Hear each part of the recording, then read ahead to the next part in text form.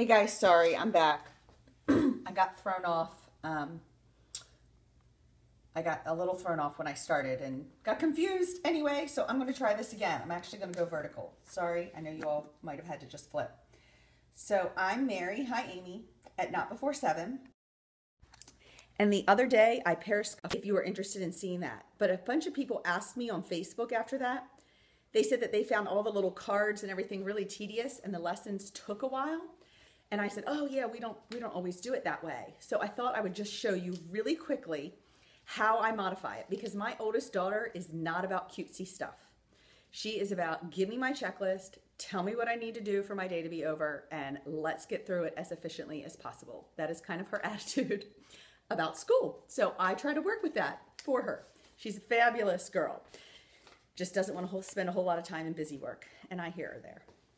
So Winston Grammar comes with a bunch of these little cards that have all the parts of speech. And what they're trying to have you do is when you learn them, you write out a sentence and you're supposed to then put the cards, line up the entire sentence with the cards. So I put a sentence. The first sentence in the Winston Grammar is the boy and girl saw a man eat an apple. And at that point, you will have taught your student in the first lesson that there are nouns, person, place, or thing. There's the little hint on the back. Okay, you will have gone over with them now articles, if they weren't already familiar. This is how you mark an article with a check. And they're actually written right on the back of the card. The black card is for words that you don't know the part of speech. And the blue card is verb, which when you identify a verb, you double underline it. They're action or being verbs, and some of the being verbs are actually listed on the back.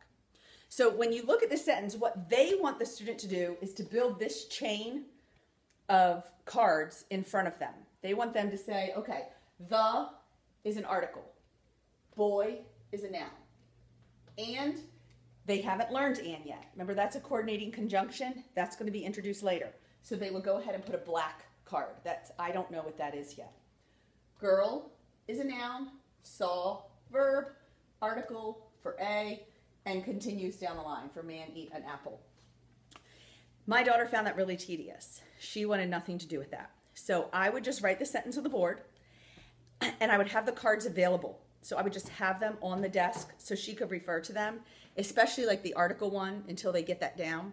I'd have it flipped over so she could look at it. At this point, she had done first language lessons, so it wasn't too big of a deal to her, but I would just give her a pen and let her just mark the sentence up and make sure she understood it. So she would not line up all these cards. She would have access to all the cards sitting in front of her so she could read the definitions if she needed them. But she would just go ahead and she would go through and mark the articles first. Now that's not how Winston Grammar does it. They go through word by word to have them identify it. That doesn't even make a whole lot of sense to me. So I let her find her own rhythm. She liked to mark the articles first and get them out of the way. Then underline the nouns. Sometimes she'd miss one, but she'd discover that as she went along. And then the verb or verbs. I tend to always find the verb first in a sentence, and eventually I got her to that point where she would look for the verb, because then it becomes very easy to find the subject by using the verb. So we eventually got there, but I just let her mark them as she wanted. And then whatever words she didn't mark, she hadn't learned yet. So if she missed one, like let's say she forgot to mark Anne, I would say to her, hey, Anne, I think you know that part of speech. Why don't you see if you can find it? And then she would. Once we did one or two sentences on the board, depending on how much time she needed, I would just give her the worksheet. And I meant to leave one out. Let me grab a worksheet. I'll just show you the exact worksheet for that lesson. This is the teacher's manual, and the worksheets with the answers are in the teacher's manual. So she would get a blank one from the student workbook, and basically at the beginning you're just underlining nouns and checking articles, and that's it. So I wouldn't make her use those cards. I know people were saying that was tedious. So really the grammar instruction only took us a few minutes. So I'll show you how it progressed. Eventually, the next thing she would learn was personal pronouns, and we would do some sentences and she'd do a worksheet. By the way, I have her do the worksheet over 2 days. It's usually 12 sentences that she has to mark. So we do a lesson on the board. I make sure she understands the new part of speech. And then she has to do the first 6. And typically that day, we just go ahead and do them together. I sit with her. If she has questions, I help her out. And then the second day, she does the other 6 on her own as much as she can. So that's kind of how we've approached it.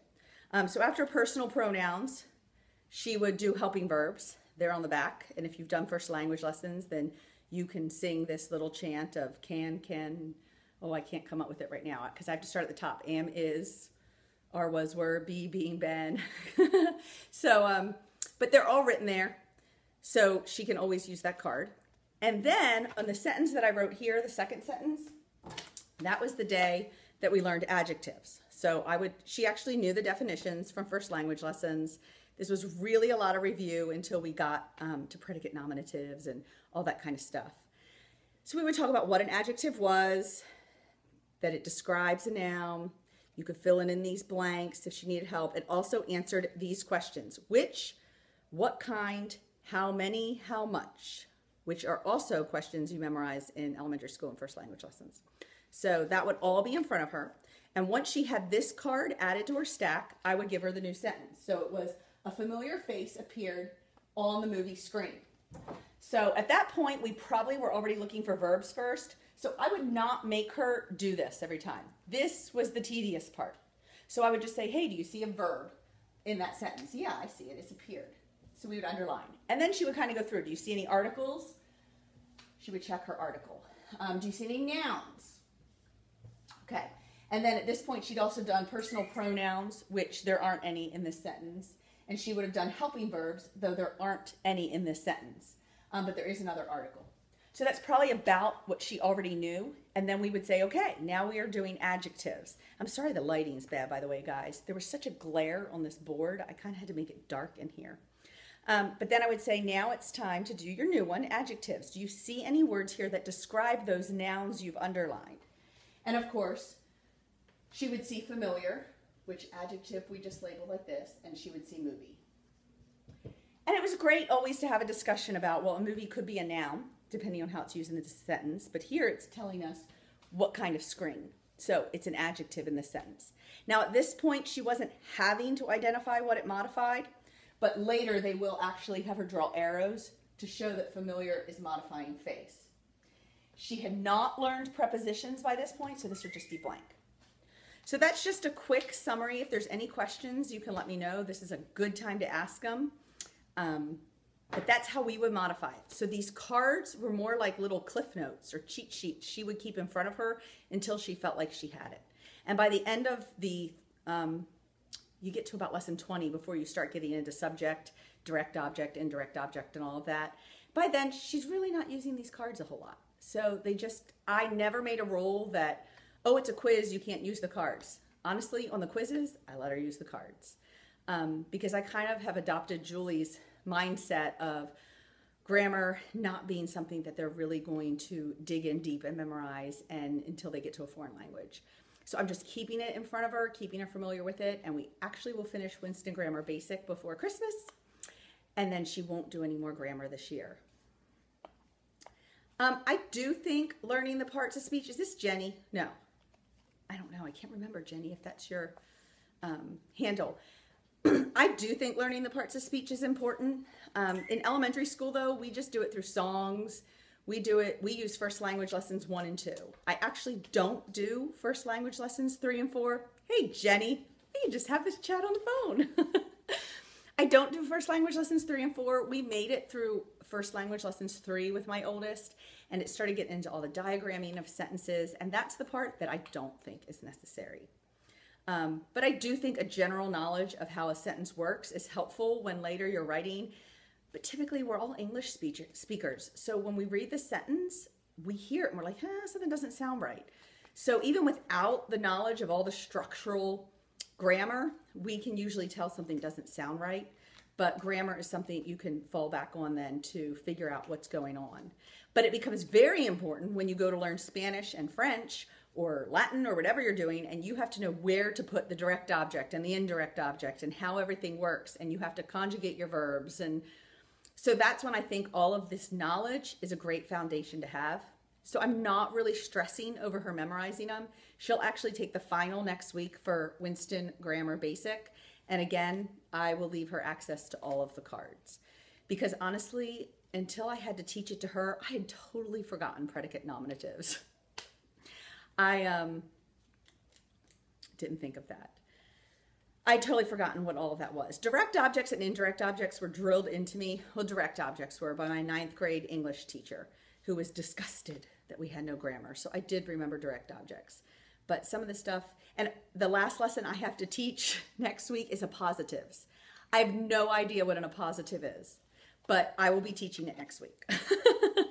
And it's the last thing in the Winston Grammar Basic. So you do prepositions and object of the preposition and direct object and all of that. And you end with nouns of direct address, and you end with appositives after that. So then I do have Winston Grammar Advanced. I haven't even cracked it open because she's going to do it in 8th grade. We are done for this year. We will spend our 2nd semester in logic. So if there are no other questions, I hope this was helpful to those of you who wondered how we modified. And thanks for tuning in and for the hearts. I think I'm getting close to cracking 40,000. I'll have to check. It's kind of fun. You're welcome. All right, guys. I will see you later. Oh, Christy, I'm signing off, but you can catch me on the replay on Catch. I have an account there. Bye-bye.